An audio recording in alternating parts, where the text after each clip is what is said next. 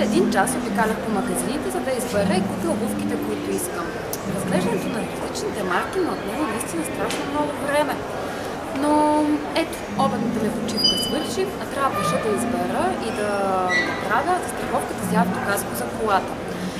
При застраховането, както и при обувките, които си купувам и всички останали неща, които пазарувам, не бих искала да го направя без да получа пазар.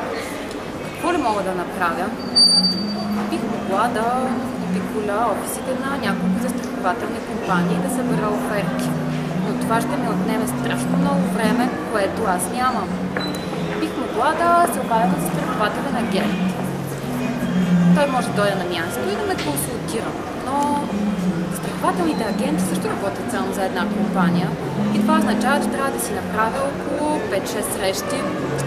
Мисля, че и това не е варианта, който ме устройва. Бих могла да се обърна към застрахователен брокер.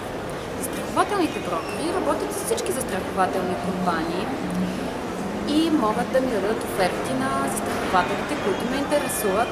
Освен това, заедно бихме могли да сравним цените и да ме консултират. А и доколкото знам, това не оскъпява по никакъв начин застраховката ми автокаско. Мисля, че застраховането чрез застрахователен брокер ми изглежда най-интелигентният и разумен начин за работещ човек като мен да сключи застраховката си.